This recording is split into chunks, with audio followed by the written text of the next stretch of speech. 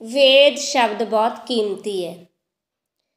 ਵੇਦ ਨਾਲ ਕੁਝ ਹਿੰਦੂਆਂ ਦੀਆਂ 4 ਕਿਤਾਬਾਂ ਦਾ ਹੀ ਸੰਬੰਧ ਨਹੀਂ ਹੈ।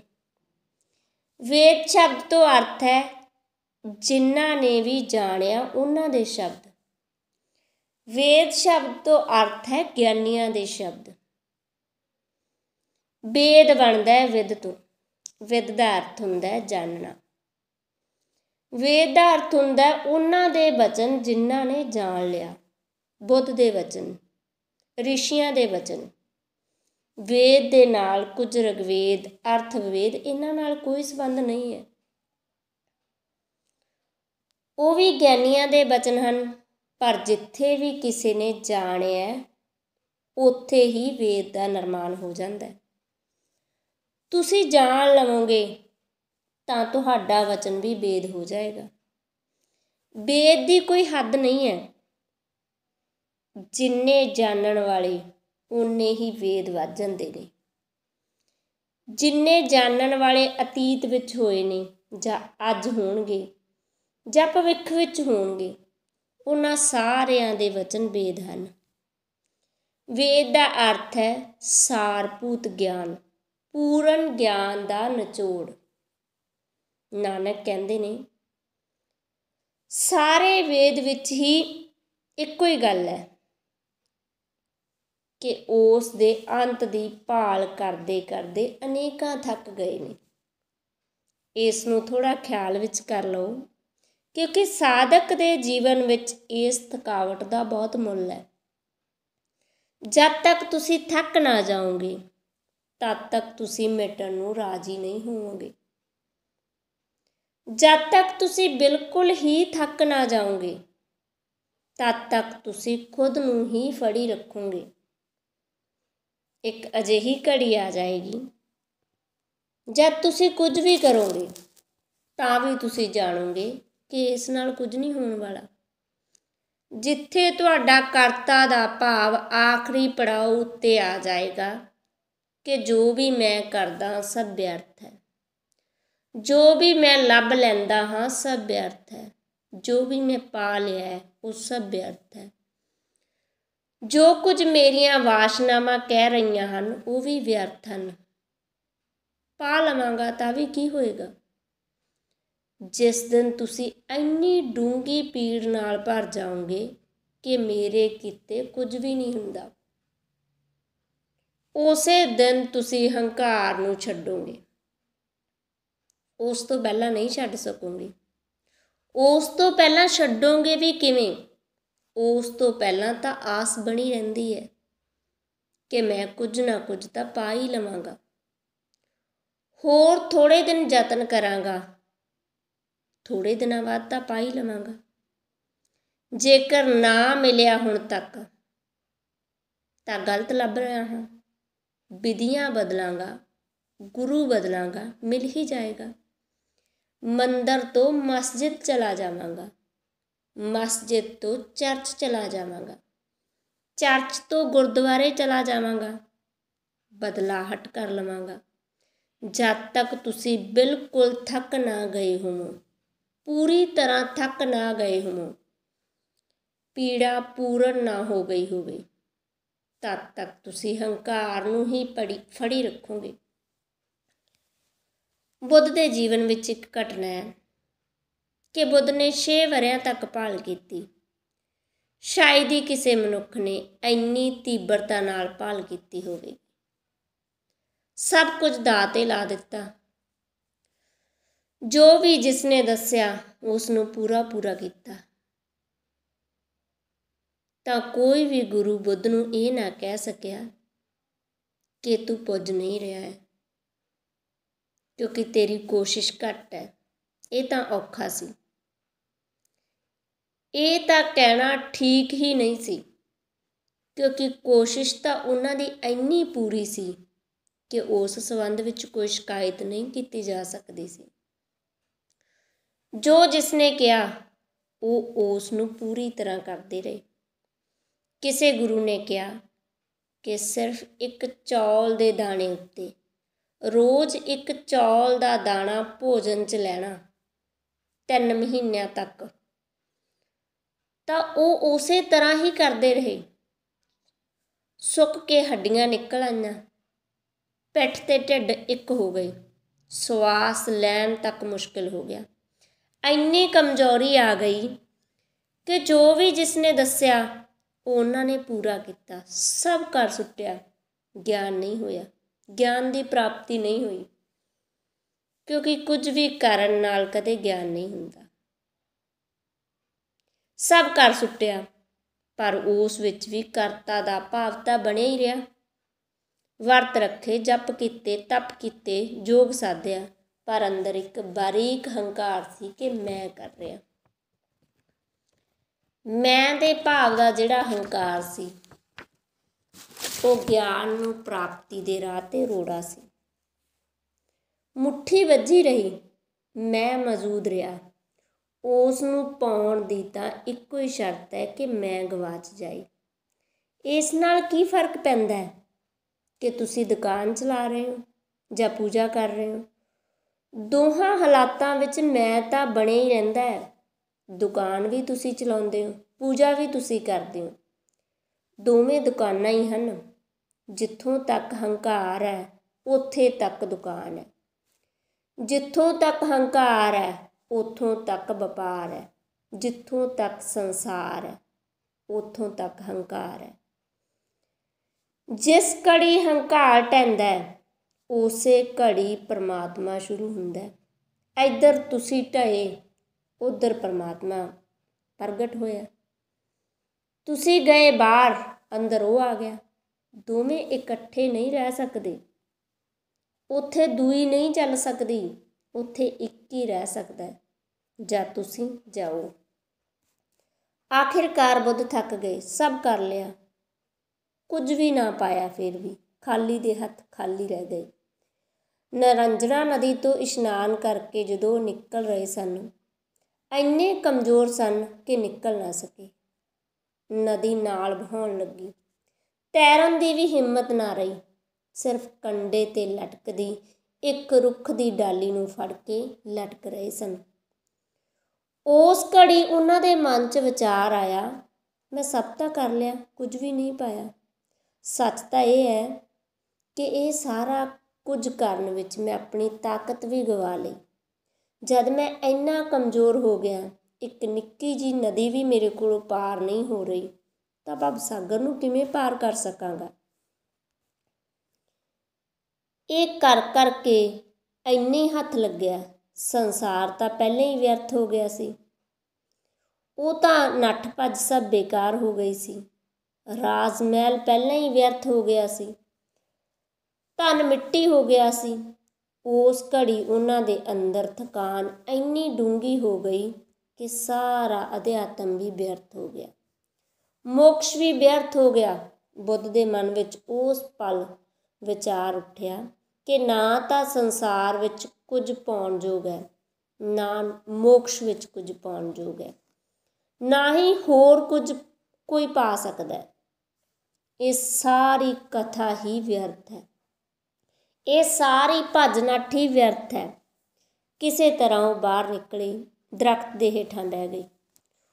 ਉਸ ਪਲ ਉਹਨਾਂ ਨੇ ਸਾਰੀ ਕੋਸ਼ਿਸ਼ ਛੱਡ ਦਿੱਤੀ, ਕਿਉਂਕਿ ਕੁਝ ਵੀ ਪਾਉਣ ਨੂੰ ਹੀ ਨਾ ਰਿਹਾ। ਪਾ ਕੇ ਸਾਰੇ ਯਤਨ ਕਰਕੇ ਵੇਖ ਲਏ, ਕੁਝ ਵੀ ਨਾ ਮਿਲਿਆ। ਪੀੜ ਪੂਰੀ ਤਰ੍ਹਾਂ ਪੂਰਨ ਹੋ ਗਈ, ਫਰਸਟ੍ਰੇਸ਼ਨ ਟੋਟਲ ਹੋ ਗਈ। ਹੁਣ ਰੱਤੀ ਕੂ ਵੀ ਆਸ ਨਾ ਬਚੀ। ਜਦ ਤੱਕ ਆਸ ਹੈ ਤਦ ਤੱਕ ਹੰਕਾਰ ਬਣਿਆ ਰਹਿੰਦਾ ਹੈ।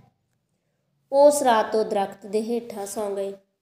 ਜਨਮਾਂ ਜਨਮਾਂ ਤੋਂ ਬਾਅਦ ਉਹ ਪਹਿਲੀ ਰਾਤ ਸੀ, ਜਦ ਪਾਉਣ ਨੂੰ ਕੁਝ ਵੀ ਨਹੀਂ ਸੀ, ਕਿਤੇ ਵੀ ਜਾਣਾ ਨਹੀਂ ਸੀ, ਕੁਝ ਵੀ ਨਹੀਂ ਬਚਿਆ ਸੀ। ਜੇਕਰ ਮੌਤ ਵੀ ਉਸੇ ਵੇਲੇ ਆ ਜਾਂਦੀ ਤਾਂ ਮੌਤ ਨੂੰ ਵੀ ਬੁੱਧ ਇਹ ਨਾ ਕਹਿੰਦੇ ਕਿ ਘੜੀ ਕੁ ਠਹਿਰ ਜਾ, ਕਿਉਂਕਿ ਹੁਣ ਰੁਕਣ ਦੀ ਵੀ ਕੋਈ ਜ਼ਰੂਰਤ ਨਹੀਂ ਸੀ। ਸਾਰੀਆਂ ਆਸ਼ਾਵਾਂ ਟੁੱਟ ਗਈਆਂ ਸਨ। ਥਕਾਨ ਦਾ ਅਰਥ ਹੈ ਜਿੱਥੇ ਸਾਰੀਆਂ ਆਸ਼ਾਵਾਂ ਦੇ ਇੰਦਰ ਧਨੁਸ਼ ਢਹਿ ਗਏ ਹੋਣ, ਸਾਰੇ ਸੁਪਨੇ ਖਿੰਡ ਗਏ ਹੋਣ। ਉਸ ਰਾਤ ਬੁੱਧ ਸੌਂ ਗਏ। ਉਸ ਰਾਤ ਕੋਈ ਸੁਪਨਾ ਵੀ ਨਾ ਆਇਆ। ਜਦ ਪਾਉਣ ਨੂੰ ਹੀ ਕੁਝ ਨਾ ਰਿਹਾ ਤਾਂ ਸੁਪਨੇ ਆਉਣੇ ਵੀ ਬੰਦ ਹੋ ਗਏ। ਉਸ ਰਾਤ ਕੋਈ ਵਿਚਾਰ ਮਨ ਵਿੱਚ ਨਾ ਆਇਆ, ਕਿਉਂਕਿ ਸਾਰੇ ਵਿਚਾਰ ਵਾਸ਼ਨਾ ਦੇ ਗੁਲਾਮ ਹਨ। ਉਹ ਵਾਸ਼ਨਾਵਾਂ ਦੇ ਪਿੱਛੇ ਤੁਰਦੇ ਹਨ। ਵਾਸ਼ਨਾਵਾਂ ਅੱਗੇ ਤੁਰਦੀਆਂ ਨੇ, ਵਿਚਾਰ ਪਿੱਛੇ ਤੁਰਦੇ ਨੇ ਛਾਂ ਦੇ ਵਾਂਗ। ਉਹ ਵਾਸ਼ਨਾ ਦੇ ਨੌਕਰ ਹਨ। ਜਦ ਕੋਈ ਵਾਸ਼ਨਾ ਨਹੀਂ ਤਾਂ ਕੋਈ ਵਿਚਾਰ ਵੀ ਨਹੀਂ ਹੈ। ਸਵੇਰੇ ਨੀਂਦ ਟੁੱਟੀ। ਰਾਤ ਦਾ ਆਖਰੀ ਤਾਰਾ ਡੁੱਬਣ ਦੇ ਨੇੜੇ ਸੀ। ਬੁੱਧ ਦੀਆਂ ਅੱਖਾਂ ਖੁੱਲ੍ਹੀਆਂ। ਉੱਠ ਕੇ ਕੁਝ ਵੀ ਕਰਨ ਨੂੰ ਨਹੀਂ ਸੀ। ਅੱਜ ਸਾਰਾ ਕੁਝ ਵਿਅਰਥ ਹੋ ਗਿਆ ਸੀ। ਕੱਲ੍ਹ ਤੱਕ ਦੌੜ ਸੀ, ਆਤਮਾ ਪਾਉਣੀ ਸੀ, ਧਰਮ ਪਾਉਣਾ ਸੀ, ਪਰਮਾਤਮਾ ਪਾਉਣਾ ਸੀ। ਅੱਜ ਕੁਝ ਵੀ ਨਹੀਂ ਪਾਉਣਾ ਸੀ। ਹੁਣ ਆਪਣੇ ਕੀਤੇ ਕੁਝ ਨਹੀਂ ਹੁੰਦਾ ਤਾਂ ਪਏ ਰਹੇ। ਆਖਰੀ ਤਾਰਾ ਡੁੱਬਦਾ ਗਿਆ। ਉਹ ਚੁੱਪਚਾਪ ਵੇਖਦੇ ਰਹੇ। ਕਥਾ ਹੈ, ਉਸੇ ਘੜੀ ਬੁੱਧ ਨੂੰ ਪਰਮਾਤਮਾ ਦਾ ਗਿਆਨ ਪ੍ਰਾਪਤ ਹੋਇਆ। ਕੀ ਹੋਇਆ ਉਸ ਪਲ ਵਿੱਚ? ਜਿਹੜਾ ਇੰਨਾ ਪਾ ਕੇ ਨਾ ਮਿਲਿਆ, ਜੋ ਇੰਨੀ ਕੋਸ਼ਿਸ਼ ਨਾਲ ਨਾ ਮਿਲਿਆ, ਜਿਹੜਾ ਇੰਨਾ ਨੱਠਣ ਭੱਜਣ ਨਾਲ ਨਾ ਮਿਲਿਆ, ਉਸ ਰਾਤ ਕੀ ਵਾਪਰਿਆ? ਉਸ ਸਵੇਰ ਨੂੰ ਕਿਹੜੀ ਅਨੋਖੀ ਘਟਨਾ ਵਾਪਰੀ? ਉਸ ਦਰਖਤ ਦੇ ਹੇਠਾਂ ਲੰਮੇ ਪਏ ਬੁੱਧ ਪਰਮ ਗਿਆਨ ਨੂੰ ਉਪਲਬਧ ਹੋ ਗਏ। ਘਟਨਾ ਇਹ ਵਾਪਰੀ ਜਿਸ ਦੀ ਗੱਲ ਨਾਨਕ ਕਰ ਰਹੇ ਨੇ ਕਿ ਥਕਾਨ ਆ ਗਈ। ਹੰਕਾਰ ਬਿਲਕੁਲ ਹੀ ਖਿੰਡ ਗਿਆ ਕਿ ਮੇਰੇ ਕੀਤੇ ਕੁਝ ਨਹੀਂ ਹੋ ਸਕਦਾ। ਸਾਰੀ ਕੋਸ਼ਿਸ਼ ਹੀ ਛੁੱਟ ਗਈ। ਜਿਵੇਂ ਹੀ ਕੋਸ਼ਿਸ਼ਾਂ ਛੁੱਟਦੀਆਂ ਹਨ, ਪ੍ਰਸ਼ਾਦ ਪ੍ਰਾਪਤ ਹੁੰਦਾ ਹੈ। ਜਿਵੇਂ ਹੀ ਤੁਹਾਡੀ ਆਸ ਮੁੱਕ ਜਾਂਦੀ ਹੈ, ਜਿਵੇਂ ਹੀ ਤੁਹਾਡੀ ਭੱਜ ਨੱਠ ਠਹਿਰ ਜਾਂਦੀ ਹੈ, ਆਪਾ ਧਾਪੀ ਬੰਦ ਹੋ ਜਾਂਦੀ ਹੈ, ਜਿਵੇਂ ਹੀ ਤੁਹਾਡਾ ਹੰਕਾਰ ਢਹਿ ਜਾਂਦਾ ਹੈ, ਮੁੱਠੀ ਖੁੱਲ੍ਹ ਜਾਂਦੀ ਹੈ। ਤੁਸੀਂ ਖਿਆਲ ਕੀਤਾ ਕਿ ਮੁੱਠੀ ਨੂੰ ਖੋਲ੍ਹਣਾ ਨਹੀਂ ਪੈਂਦਾ, ਬੰਨ੍ਹਣਾ ਪੈਂਦਾ ਹੈ। ਬੱਝੀ ਮੁੱਠੀ ਵਿੱਚ ਮਿਹਨਤ ਹੁੰਦੀ ਹੈ। ਜਦ ਤੁਸੀਂ ਮੁੱਠੀ ਬੰਨ੍ਹਦੇ ਹੋ ਤਾਂ ਮਿਹਨਤ ਕਰਨੀ ਪੈਂਦੀ ਹੈ। ਜੇਕਰ ਤੁਸੀਂ ਕੁਝ ਨਾ ਕਰੋ ਤਾਂ ਮੁੱਠੀ ਆਪਣੇ ਆਪ ਖੁੱਲ੍ਹ ਜਾਏਗੀ, ਕਿਉਂਕਿ ਖੁੱਲ੍ਹਾ ਹੋਣਾ ਸੁਭਾਅ ਹੈ। ਬੰਦ ਮੁੱਠੀ ਕੋਸ਼ਿਸ਼ ਨਾਲ ਹੁੰਦੀ ਹੈ, ਯਤਨ ਕਰਨੇ ਪੈਂਦੇ ਨੇ। ਖੁੱਲ੍ਹਦੀ ਆਪਣੇ ਆਪ ਨਾਲ। ਖੋਲ੍ਹਣ ਦੇ ਲਈ ਥੋੜ੍ਹਾ ਕੁਝ ਕਰਨਾ ਪੈਂਦਾ ਹੈ, ਬਸ ਬੰਨ੍ਹੋ ਨਾ, ਖੁੱਲ੍ਹ ਜਾਂਦੀ ਹੈ। ਬੰਨ੍ਹਣ ਲਈ ਕੁਝ ਕਰਨਾ ਪੈਂਦਾ, ਖੋਲ੍ਹਣ ਦੇ ਲਈ ਕੁਝ ਵੀ ਨਹੀਂ ਕਰਨਾ ਪੈਂਦਾ। ਉਸ ਸਵੇਰ ਬਿਨਾਂ ਕੁਝ ਕੀਤਿਆਂ ਮੁੱਠੀ ਖੁੱਲ੍ਹ ਗਈ। ਕਬੀਰ ਨੇ ਕਿਹਾ, ਅਨ ਕੀਏ ਸਭ ਹੋਏ। ਉਸ ਘੜੀ ਕੁਝ ਵੀ ਨਹੀਂ ਕੀਤਾ, ਸਭ ਹੋ ਗਿਆ। ਥੱਕ ਗਏ, ਹੰਕਾਰ ਢਹਿ ਪਿਆ। ਇੱਧਰ ਹੰਕਾਰ ਘਰ ਤੋਂ ਬਾਹਰ ਗਿਆ, ਉੱਧਰ ਪਰਮਾਤਮਾ ਨੇ ਪ੍ਰਵੇਸ਼ ਲਿਆ। ਨਾਨਕ ਕਹਿੰਦੇ ਨੇ, ਵੇਦ ਇੱਕ ਹੀ ਗੱਲ ਕਹਿੰਦੇ ਨੇ ਕਿ ਉਸ ਦੇ ਅੰਤ ਦੀ ਭਾਲ ਕਰਦੇ ਕਰਦੇ ਅਨੇਕਾਂ ਥੱਕ ਗਏ ਨੇ। ਜਦ ਥੱਕੇ ਬਸ ਤਦ ਹੀ ਗਿਆਨ ਉਪਲਬਧ ਹੋ ਗਿਆ। ਤੁਸੀਂ ਜੇਕਰ ਥੱਕ ਜਾਓ ਤਾਂ ਹੀ ਉਸ ਨੂੰ ਪਾ ਸਕੋਗੇ। ਇਸ ਲਈ ਸਾਰੇ ਯੋਗ ਇੱਕ ਹੀ ਲਕਸ਼ ਹੈ ਉਹਨਾਂ ਦਾ, ਕਿਸੇ ਤਰ੍ਹਾਂ ਤੁਹਾਨੂੰ ਧੱਕਾ ਦੇਣ। ਯੋਗ ਨਾਲ ਤੁਹਾਨੂੰ ਪਰਮਾਤਮਾ ਨਹੀਂ ਮਿਲਦਾ। ਯੋਗ ਨਾਲ ਕੇਵਲ ਹੰਕਾਰ ਥੱਕਦਾ ਹੈ। ਵਿਧੀਆਂ ਨਾਲ ਪਰਮਾਤਮਾ ਨਹੀਂ ਮਿਲਦਾ। ਵਿਧੀਆਂ ਨਾਲ ਕੇਵਲ ਤੁਸੀਂ ਥੱਕਦੇ ਹੋ। ਇੱਕ ਅਜਿਹੀ ਥਕਾਨ ਕਿ ਪੂਰੀ ਤਰ੍ਹਾਂ ਪੂਰਨ ਸ਼ਾਂਤੀ ਦੀ ਅਵਸਥਾ ਆ ਜਾਂਦੀ ਹੈ। ਜਦ ਮੁੱਠੀ ਖੁੱਲ੍ਹ ਜਾਂਦੀ ਹੈ, ਤੁਸੀਂ ਇੰਨਾ ਥੱਕੇ ਹੁੰਦੇ ਹੋ ਕਿ ਮੁੱਠੀ ਬੰਨ੍ਹੀ ਵੀ ਨਹੀਂ ਜਾ ਸਕਦੀ। ਲੱਭਦੇ ਲੱਭਦੇ ਅਨੇਕਾਂ ਥੱਕ ਗਏ। ਵੇਦ ਇੱਕੋ ਹੀ ਗੱਲ ਕਹਿ ਰਹੇ ਨੇ। ਜਦ ਕੋਈ ਥੱਕ ਜਾਂਦਾ ਹੈ ਤਦ ਹੀ ਪਰਮਾਤਮਾ ਦੀ ਪ੍ਰਾਪਤੀ ਹੁੰਦੀ ਹੈ। ਇਸ ਲਈ ਤਾਂ ਸਤਿਗੁਰੂਆਂ ਨੇ ਕਿਹਾ ਹੈ ਕਿ ਪਰਮਾਤਮਾ ਪ੍ਰਸ਼ਾਦ ਨਾਲ ਮਿਲਦਾ ਹੈ, ਯਤਨਾਂ ਨਾਲ ਨਹੀਂ। ਕਿਰਪਾ ਨਾਲ ਮਿਲਦਾ ਹੈ, ਉਸ ਦੀ ਮਿਹਰ ਨਾਲ ਮਿਲਦਾ ਹੈ, ਤੁਹਾਡੀ ਕੋਸ਼ਿਸ਼ ਨਾਲ ਨਹੀਂ। ਜੇਕਰ ਤੁਹਾਡੀ ਕੋਸ਼ਿਸ਼ ਨਾਲ ਮਿਲੇਗਾ ਤਾਂ ਤੁਹਾਡੇ ਤੋਂ ਛੋਟਾ ਹੋ ਜਾਏਗਾ। ਮਿਹਰ ਨਾਲ ਮਿਲਦਾ ਹੈ, ਉਹ ਤੁਹਾਡੇ ਤੋਂ ਛੋਟਾ ਨਹੀਂ ਹੈ, ਤੁਹਾਡੇ ਤੋਂ ਵੱਡਾ ਹੈ ਪਰਮਾਤਮਾ। ਜਿਵੇਂ ਹੀ ਤੁਸੀਂ ਖਾਲੀ ਹੁੰਦੇ ਹੋ, ਤੁਸੀਂ ਭਰਦੇ ਜਾਂਦੇ ਹੋ। ਮੀਂਹ ਵਰਦਾ ਹੈ, ਪਹਾੜਾਂ ਉੱਤੇ ਵਰਦਾ ਹੈ, ਝੀਲਾਂ ਉੱਤੇ ਵੀ ਵਰਦਾ ਹੈ। ਝੀਲਾਂ ਵਿੱਚ ਪਾਣੀ ਭਰ ਜਾਂਦਾ ਹੈ, ਪਹਾੜ ਖਾਲੀ ਰਹਿ ਜਾਂਦੇ ਨੇ। ਪਹਾੜ ਪਹਿਲਾਂ ਤੋਂ ਹੀ ਭਰੇ ਹੋਏ ਨੇ, ਥਾਂ ਨਹੀਂ ਕਿ ਮੀਂਹ ਭਰ ਸਕੇ। ਝੀਲ ਖਾਲੀ ਹੈ ਸੋ ਟੋਏ ਟਿੱਬਿਆਂ ਵਿੱਚ ਤਾਂ ਪਾਣੀ ਭਰ ਜਾਂਦਾ ਹੈ, ਝੀਲ ਬਣ ਜਾਂਦੀ ਹੈ।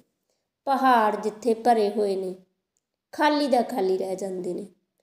ਪਰਮਾਤਮਾ ਤਾਂ ਸਾਰਿਆਂ 'ਤੇ ਇੱਕੋ ਜਿਹੀ ਵਰਤਦਾ ਹੈ, ਨਾ ਕੋਈ ਭੇਦ ਨਾ ਭਾਵ। ਕੁਦਰਤ ਸਾਰਿਆਂ ਲਈ ਇੱਕੋ ਜਿਹੀ ਹੈ, ਕੁਝ ਫਰਕ ਨਹੀਂ ਰੱਖਦੀ। ਜਿਹੜੇ ਖੁਦੀ ਨਾਲ ਭਰੇ ਹੋਏ ਨੇ ਉਹ ਚੁੱਕ ਜਾਂਦੇ ਨੇ। ਪਰਮਾਤਮਾ ਕੋਈ ਹਿਸਾਬ ਕਿਤਾਬ ਨਹੀਂ ਕਰਦਾ। ਪਰਮਾਤਮਾ ਸਾਰਿਆਂ ਉੱਤੇ ਹੀ ਵਰਤਦਾ ਹੈ। ਜਿਵੇਂ ਆਕਾਸ਼ ਸਭ ਦੇ ਉੱਤੇ ਹੈ, ਆਕਾਸ਼ ਦੀ ਛਾਂ ਸਭ ਦੇ ਉੱਤੇ ਹੈ, ਉਵੇਂ ਹੀ ਪਰਮਾਤਮਾ ਸਭ ਦੇ ਉੱਪਰ ਹੈ। ਖੁਦ ਹੀ ਮਿਟਦੇ ਹੀ ਖੁਦਾ ਹੋ ਜਾਂਦਾ। ਖੁਦ ਹੀ ਮਿਟਦੀ ਨਹੀਂ ਜਦ ਤੱਕ, ਤਦ ਤੱਕ ਖੁਦ ਨੂੰ ਆਸ ਹੁੰਦੀ ਹੈ ਕਿ ਪਾ ਲਵਾਂਗੇ। ਕੇਤਬੋ ਅੰਜਲ ਕੁਰਾਨ ਤਰੇਤ ਦਾ ਕਹਿਣਾ ਹੈ ਕਿ 18 ਆਲਮ ਹਨ, ਲੇਕਿਨ ਤਤਵਤ ਇੱਕੋ ਹੀ ਤਾਕਤ ਹੈ। ਸਹਿਸ 18 ਕਹਿਣ ਕਤੇਬਾ ਅਸੂਲ ਇੱਕ ਧਾਤ, ਲੇਕਿਨ ਇਸ ਸਾਰੇ ਅਨੰਤ ਦਾ ਫਲਾ ਜੋ ਹੈ ਉਹੀ ਪਰਮਾਤਮਾ ਹੈ, ਉਹੀ ਇੱਕ ਹੈ। ਫਲਾ ਅਨੇਕ ਹਨ, ਅਨੰਤ ਰੂਪ ਹਨ, ਪਰ ਜਿਹੜਾ ਲੁਕਿਆ ਹੋਇਆ ਉਹ ਇੱਕੋ ਹੀ ਹੈ। ਜੇਕਰ ਤੁਸੀਂ ਫਲਾਹ ਉੱਤੇ ਧਿਆਨ ਦਿੱਤਾ ਤਾਂ ਤੁਸੀਂ ਸੰਸਾਰ 'ਚ ਭਟਕ ਜਾਓਗੇ। ਜੇਕਰ ਤੁਸੀਂ ਇੱਕ ਉੱਤੇ ਨਜ਼ਰ ਰੱਖੀ ਤਾਂ ਤੁਸੀਂ ਸੰਸਾਰ ਵਿੱਚ ਭਟਕ ਸਕਦੇ ਹੋ। ਜੇਕਰ ਤੁਸੀਂ ਧਾਗਾ ਫੜ ਲਿਆ ਤਾਂ ਤੁਸੀਂ ਪਰਮਾਤਮਾ ਨੂੰ ਪਾ ਲਿਆ। ਸਾਗਰ ਦੀ ਸਤ੍ਹਾ ਉੱਤੇ ਅਨੇਕਾਂ ਲਹਿਰਾਂ ਹਨ, ਅਨੰਤ ਲਹਿਰਾਂ ਹਨ।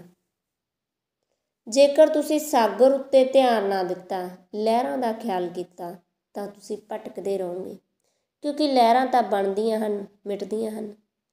ਉਹਨਾਂ ਦੀ ਕੋਈ ਪਰਵਾਹ ਨਹੀਂ ਕਰਦਾ, ਉਹਨਾਂ ਦਾ ਕੋਈ ਪਾਰਾਵਾਰ ਨਹੀਂ ਹੈ।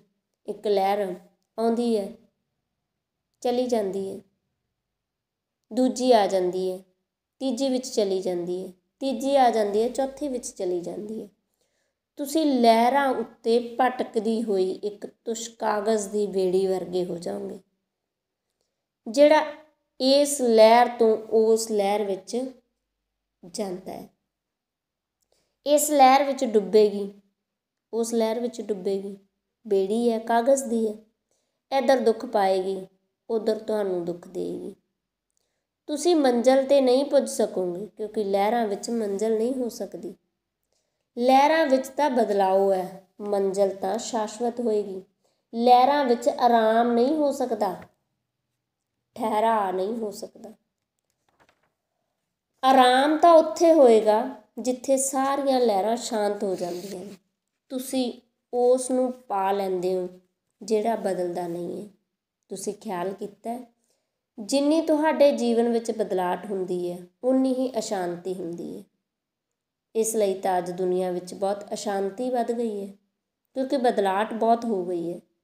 ਬਦਲਾਹਟ ਹਰ ਪਲ ਹੋ ਰਹੀ ਹੈ। ਵਿਗਿਆਨਿਕ ਹਿਸਾਬ ਲਾਉਂਦੇ ਨੇ ਕਿ ਈਸਾ ਤੋਂ ਪਹਿਲਾਂ 5000 ਸਾਲ ਵਿੱਚ ਇੰਨੀ ਬਦਲਾਹਟ ਹੁੰਦੀ ਸੀ ਕਿ ਈਸਾ ਤੋਂ ਬਾਅਦ 1000 ਸਾਲ ਵਿੱਚ ਉਨੀ ਬਦਲਾਹਟ ਹੋਣ ਲੱਗੀ ਹੈ।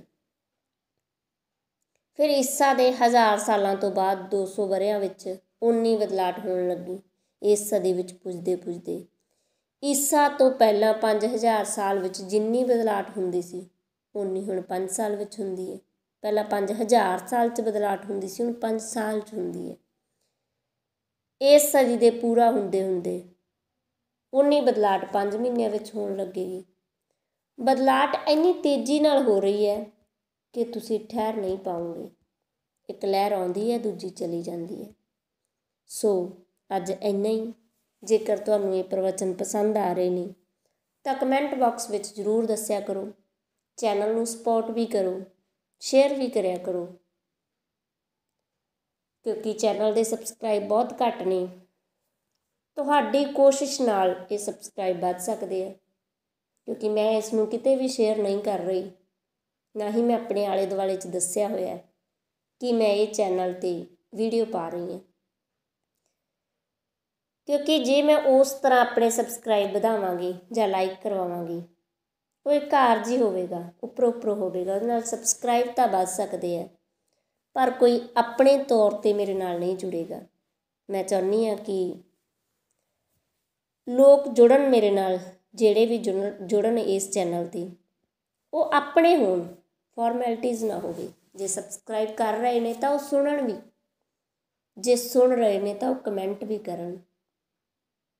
ਇਸ ਲਈ ਮੈਨੂੰ ਚੰਗਾ ਨਹੀਂ ਲੱਗਦਾ ਕਿ ਮੈਂ ਕਿਸੇ ਨੂੰ ਕਹਿ ਕੇ ਸਬਸਕ੍ਰਾਈਬ ਕਰਾਵਾਂ ਜਾਂ ਕਿਸੇ ਦਾ ਫੋਨ ਫੜ ਕੇ ਸਬਸਕ੍ਰਾਈਬ ਕਰਾਵਾਂ। ਮੈਂ ਦੇਖਿਆ ਲੋਕ ਅਕਸਰ ਹੀ ਕਰਦੇ ਨੇ, ਕਿ ਮੇਰੇ ਫੋਨ ਤੋਂ ਵੀ ਬਹੁਤ ਲੋਕ ਕਰ ਦਿੰਦੇ ਨੇ ਸਬਸਕ੍ਰਾਈਬ, ਕਿ ਇਸ ਨਾਲ ਸਾਡੇ ਸਬਸਕ੍ਰਾਈਬ ਵੱਧ ਜਾਂਦੇ ਆ।